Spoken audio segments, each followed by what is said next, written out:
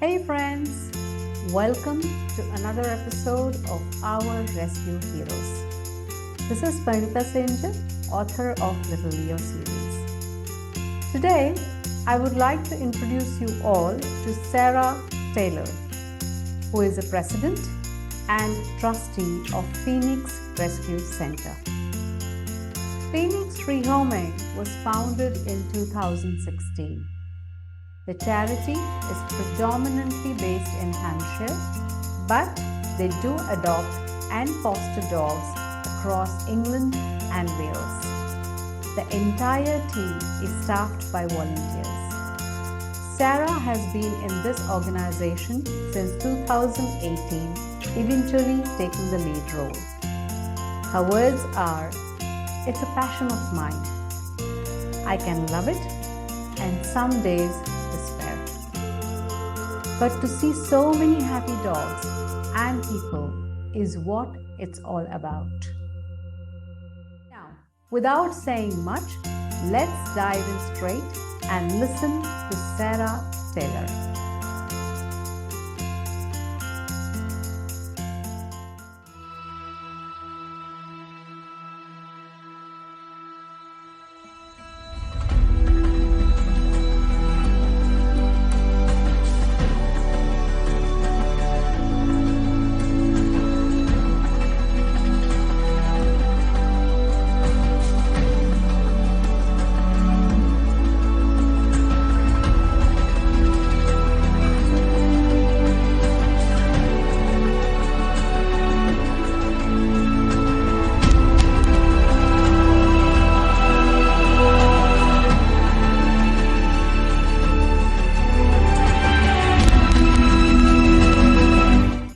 Sarah, welcome to our Rescue Heroes show. The show is dedicated to all those heroes like you who are working hard relentlessly and making a difference in the lives of our pets. So a very warm welcome to you here. Thank you for having me. Pleasure is mine. So to begin with, Sarah, tell us a little bit about yourself and what prompted you on this journey? So myself, I live in Hampshire with my partner and our 3 children. I own 2 dogs, and I work full time, as does my other half, and the kids are all at school. How I began my journey into Phoenix, we wanted to adopt a dog.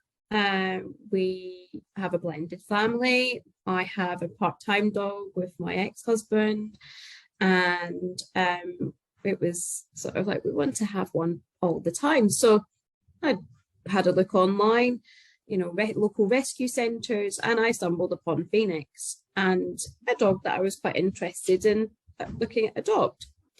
And well, that's where it starts. So we signed up, we wanted to adopt the dog, we got home checked, just as everybody else was coming to us. Unfortunately, the dog that we were interested in couldn't travel due to ill health and had to stay behind. So we had an empty space. Oh, poor thing. Okay. And there was an emergency foster needed to take on a dog that the foster would unfortunately not been available last minute. I said, well, we're not receiving our dog, so let's do it. Right. And that was Millie, our very first foster, who stayed with us for 2 months, petrified, got her walking, got her used to life. So that was 3.5 years ago. Oh, wow. Yeah. And Millie lives an amazing life with her family that is like running on the beach every single day. Yeah, she's just fab. And then it's gone from there. I've lost count of the amount of foster dogs we've had through our door. Mm-hmm. I've got to say it's probably coming up to nearly 100 in the last, yeah. I asked if there was any help needed on the charity side in terms of administrative help or things like that. And I joined the admin team quite quickly after getting involved with fostering. Then a couple of months later, I got invited to become a trustee and became the vice president of the charity. That's beautiful. And then, yeah, it goes on. And then when our president retired, I took over the role. And so I've been doing that for the last couple of years now. Wow. So that is how I got involved with Phoenix. It just shows how much you are dedicated and you are into it. That's beautiful. I just love it.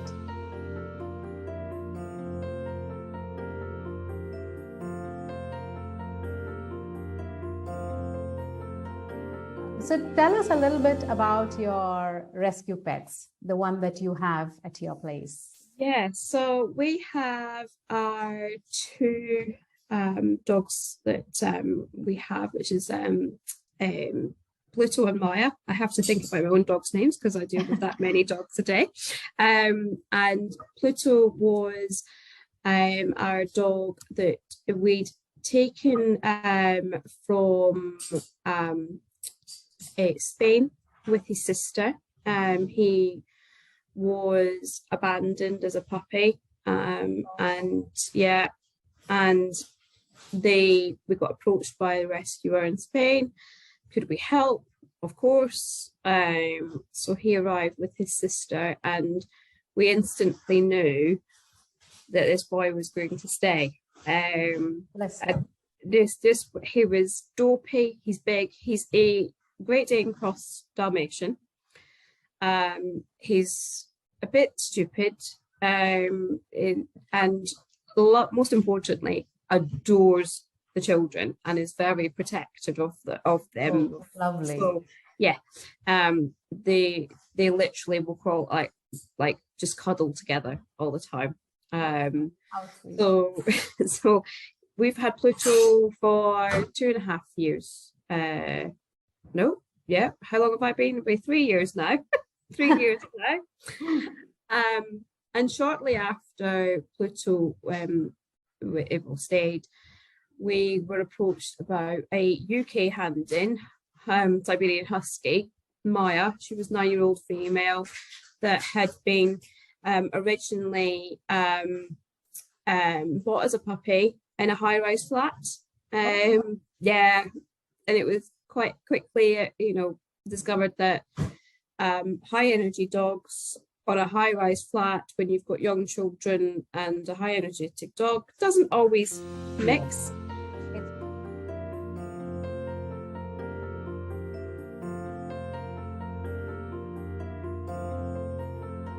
By the way, congratulations on your Animal Star Award for 2021. That's amazing. So tell us a little bit about that.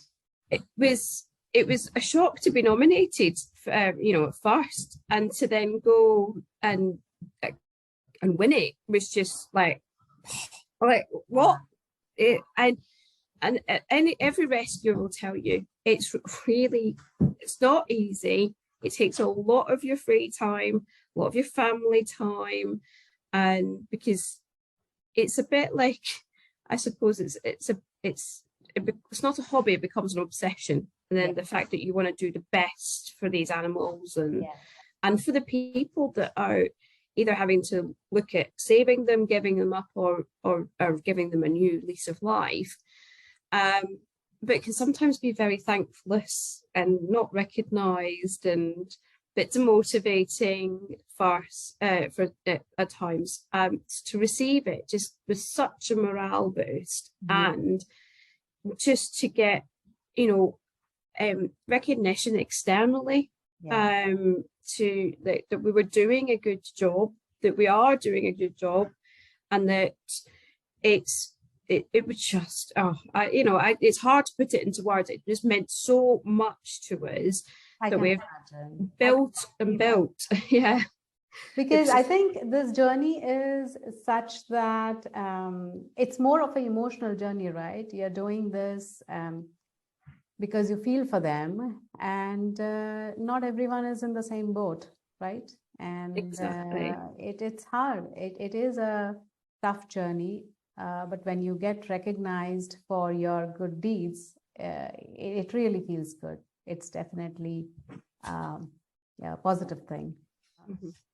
What goes behind the scenes? You know, once you rescue a pet, what are the steps? What happens? So it depends on where the pet or the dog is coming from. For at the moment we're getting, which is at the moment we're getting an increase in requests for help, and we're taking an average of 6 calls a day. Wow. Yeah, it's really high, and we're obviously not the only rescue to be experiencing this. You know, the larger ones are also being contacted constantly. So where there might be a behavioural issue that's been been raised, then we will go and assess the dog and go, because we need to make sure from a public safety point of view and for our fosters, we need to make sure that we're going to put them in a space that is, you know, for one, can we help, and two, that the space that's been offered is going to be suitable for that dog. So, you know, Right. can they live with other dogs? Most of our fosters have dogs. Yeah. Can they live with cats? Can they live with, you know, children? And what specific behavioural issues is it that needs to be worked on? So we can then put a plan in place as well to rehabilitate and to be ready to have a new life. And if I sometimes, you know, today I got a call about a 3-month-old puppy. Oh dear. Yeah, and it was the case that the elderly person that had, you know, was missing doggy company, had purchased a new dog, a new puppy, but realised they were a little bit too old to be chasing the puppy that was running away with their shoes and socks and everything like that. It's like, I can't do this, but I don't want to sell, you know, I don't know what to do. And so there's nothing wrong. There's a puppy. They just went, oh, so we can go. In fact, we've got a waiting list of people that are looking for specific types of dogs, and that, you know, we can certainly help. So those are the kind of things that go around in the background as to going, right, who can, you know, can we help this dog? Do we have suitable space? If we don't, what kind of help can we find? And or we, you know, we do public pleas and things like that as well. We've also got all the administrative work that goes into, you know, when people donate, then they've got the paperwork to do, you know, on the banking and to reporting to Charity Commission. So our treasurer Carla does all of that work. Then there's making sure that everyone's got food, everyone's got everything they need to support their fosters, running events as well, and our social media campaigns. So it's a bit like it never sleeps. No, I can imagine the amount of work that you have to ensure that these pets, they feel comfortable in the foster home as well. You know, it's not like, oh, you just got a call and you just pick up the pet and, you know, you just leave them at the foster carer's place. Yes. It's not done with that. There are steps. My next question is, how did the pandemic impact your center? We know that the rate of pet abandonment went very high, right, during pandemic. So how did it impact your center, and how did you cope up with that? So it was interesting with the pet abandonment. There was actually a big increase on people that were wanting to get pets because they were working from home. Yeah. It looked like majority of people would be working from home for some time, or their contracts were changing to be a more flexible working approach so that more time would be spent at home than just in the office. So we found that demand for dogs went through the roof, which was not... That's where that puppy boom started, right? Exactly. Yeah. And of course, then the breeding, you know, breeders were going, okay, we can cash in on this. This is great. The bad side of that is with the coming to the end of the pandemic, we've seen people that are returning to work who can't look after their dog anymore. We found a lot of people asking for help at the adolescent phase, to take on a dog between 9 and 12 months. Oh, and it was loads and loads of them. So it was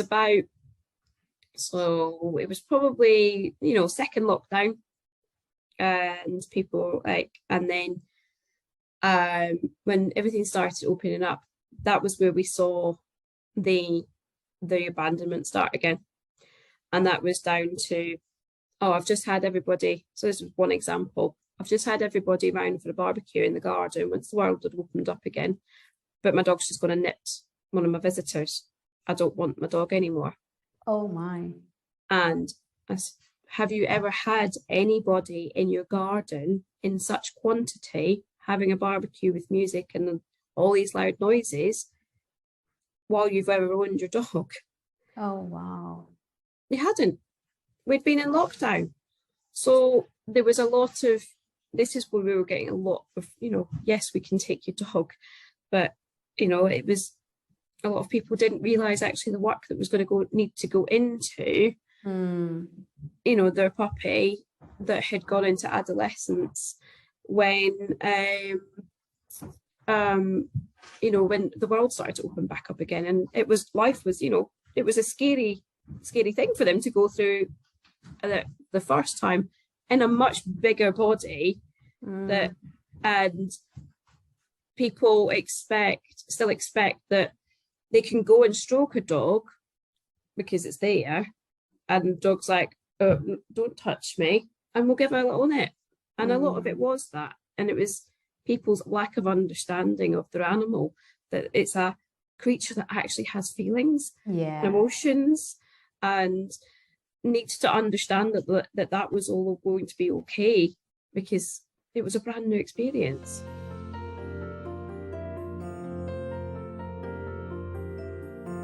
So what are the top 3 reasons why rescue centers get pets? The ones that we are finding, certainly at the moment, is so that people aren't coping with behaviour issues, or are not giving the time. So while they might ask for, seek professional advice with behaviourists and trainers, I've done this, I've done that, I've done this. However, flitting between, and each trainer, while they have the same end goal, has their own very personal style on how they train and teach people to train. Yeah.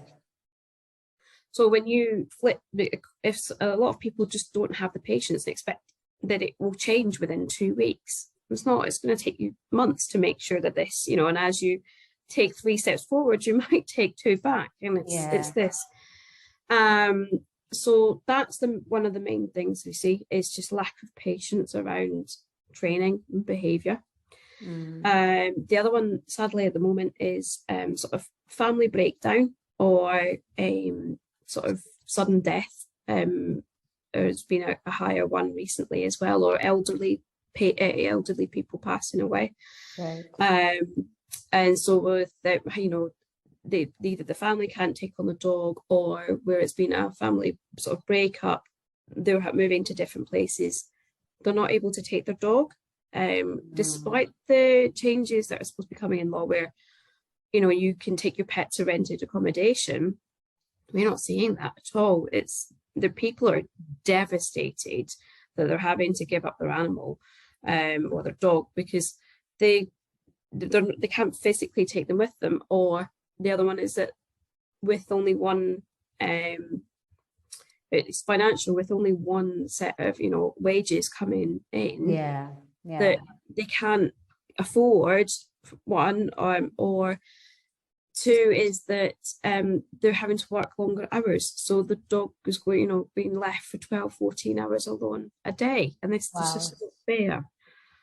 So I think some of the reasons are genuine and understandable, because obviously it must have been tough, with passing away of a family member, or can't take their pet if they're traveling.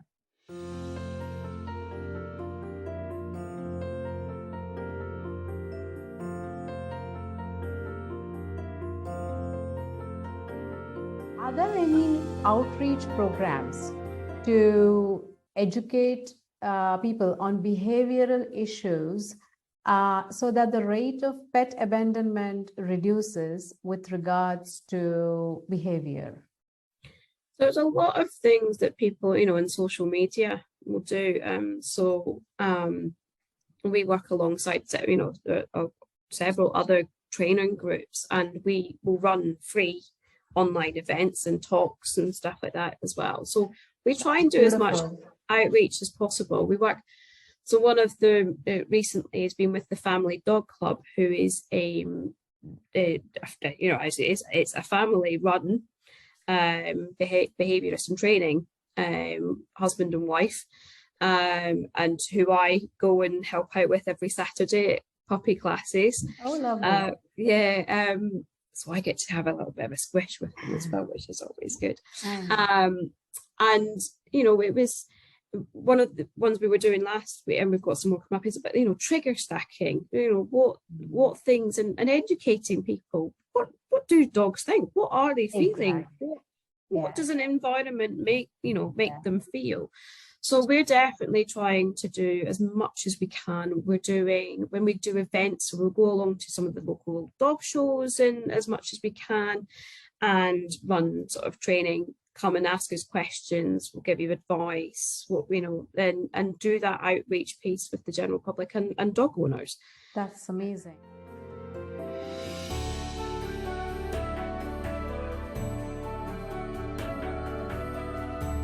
My next question, we are getting into a stage where energy bills will be rising.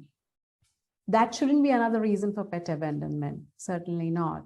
So how can we take simple steps to manage the situation better?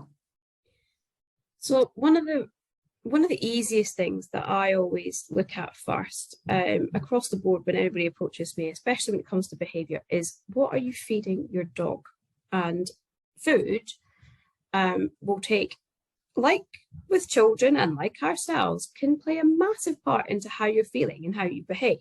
Certainly, I know if I'm going to feed my children loads of Haribo and McDonald's, it's not going to, it's not going to kill them. It's not going to do them, a grave danger, but it's not going to be, the best thing that if they're about to sit down and do their homework, they'll be bouncing off the walls. Yeah. They'll be like, nope, don't want to do that. Or then tired. And food has the same driver in dogs, and the more and more research is being done into it, that bad carbohydrates and cheap fillers, when if you read it and it says meat derivative, they actually have no idea what kind of meat it is or what part of the animal it was. It was just whatever has been left from human prepared food, and then mushed together and added in. Lots of oils added, and especially around the cheaper carbohydrate fillers and cereals and stuff like that. Those turn into sugars, and that can then lead to a much more stimulated dog.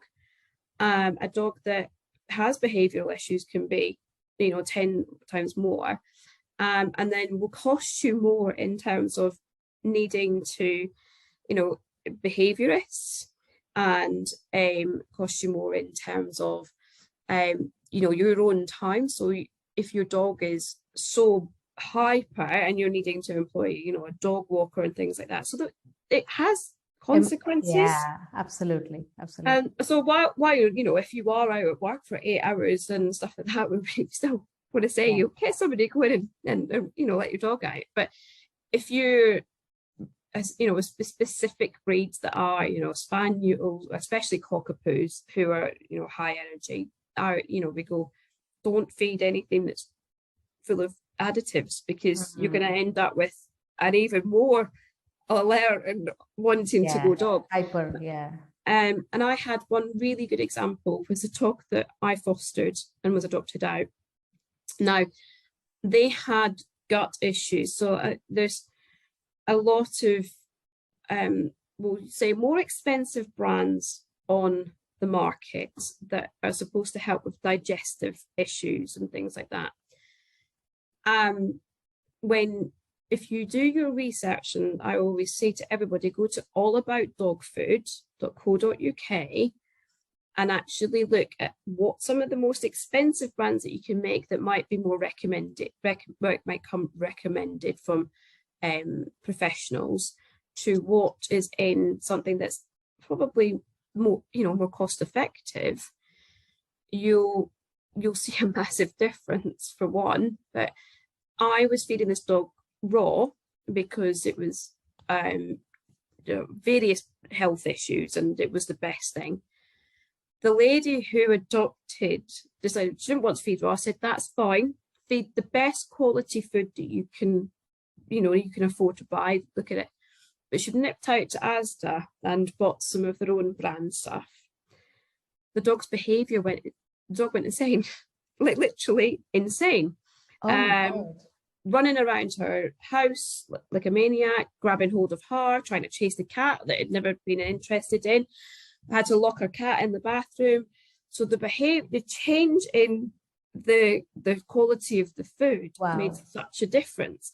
So I said, like, here, well, I'm going to give you this that's slightly better. Do your research. So people go, but cost of living and food and heating and stuff like that. Once I got to do food, it actually can save you a lot of time and money and energy if you get your dog on the right thing for them, because it saves vet bills, expensive food that might not be doing the best, and in terms of like where you might need some outside help with behavior and walking and energy release as well.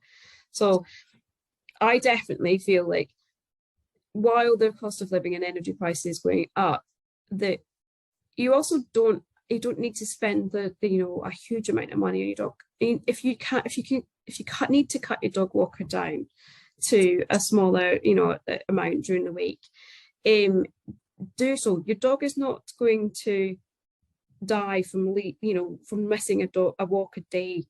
What will a dog will go through so much turmoil if it's purely coming down to funds, about losing their safe space, the person that they know, and their comfortable place.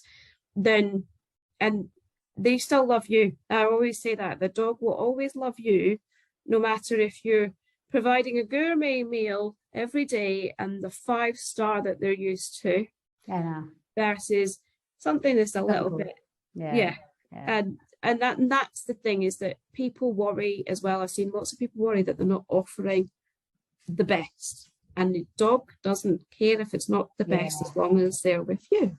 Absolutely. I think it's up to us, right? And I completely agree with this part of it when you said, the kind of food that we give to our dog is very important, because I'm a wellness coach. So when I train my clients, the priority is eat right food, because that does affect that affects our energy levels, right?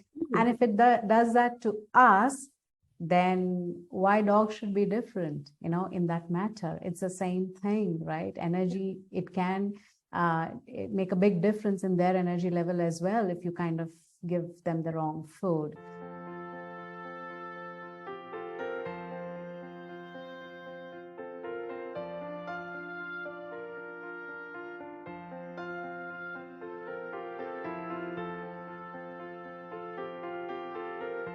If, as we are all going to be experiencing, these higher bills, certainly this winter, that, well, I for one will not begrudge my dog having an extra cuddle to keep my feet warm, as well. And it's that comfort, especially for people that are more on their own as well, that that might be worrying, is that, and there is help out there. We've got we've got some wonderful contacts that run food banks that are designed for for pet owners that are struggling. Mary, who is our patron, she would recently received a Point of Lights award for that during COVID, during lockdown and COVID, with people struggling to be able to feed their animals and things like that because they weren't working. Any website where people can access and buy food which is healthy and affordable? Yeah, well, we've got one where we sell with partnership with Patron Project. It's on par with Feeding Raw. It is affordable. It comes, and the reason why it's a lot cheaper is that it is produced by them individually, then packaged and sent directly to you. So there's no middleman or anything like that. And I know that the one down here that's lying at my feet will definitely vouch that it's very tasty as well. If you head over to our Facebook page, it's one of the very first things I linked as Patron Project, and all of that as well. The funds go back into the dogs as well, and helping other people and other dogs. So it's a really nice sort of all the way around helping each other thing.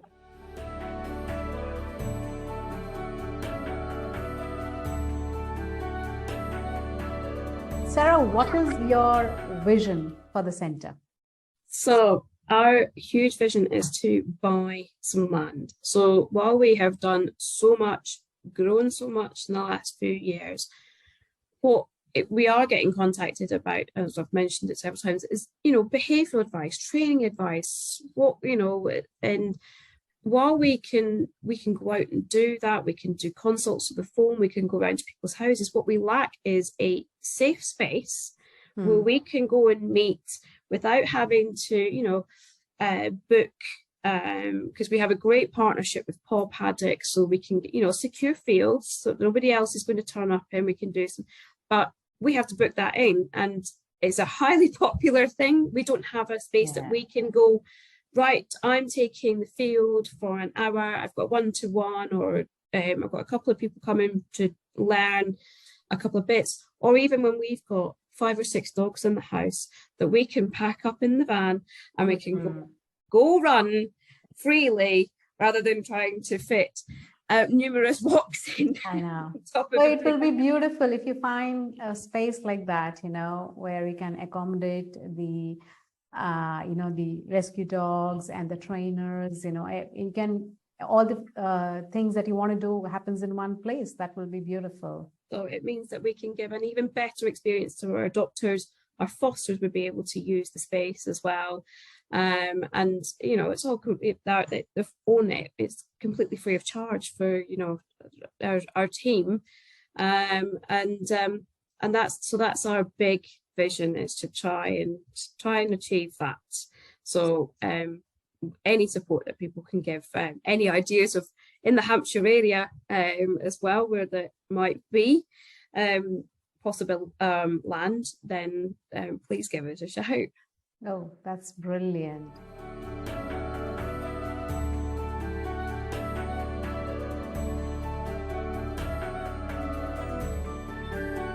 So Sarah, what is the one key message that you want to give to our audience? The one key message, that's a really hard one, but I would say that the key message I want to give is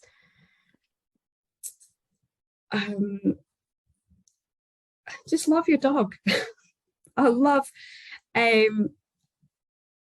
what you do in terms of supporting your dog as well, or supporting charities like ourselves that are there to try and help dog owners and dogs from anywhere. And my key message as well is to say thank you to all of those people that support us already in helping us achieve everything. Oh, that's beautiful. I love the first thing as well that you said, love your dog, right? Such a simple yet profound line, I would say, because It's it works both ways. It helps both humans and our furry friends. it does, and I know that it's, like parents or any relationship with anybody, siblings, and that it's not easy all the time, but you love each other, and that's the main thing. Very true. Thank you so much for spending the time with me today, Sarah. It was beautiful. Your organization is doing a fantastic job, absolutely brilliant. And I truly appreciate the efforts put in by the volunteers. It's amazing. And we do hope that your dreams come true. And thank you once again, Sarah. Thank you.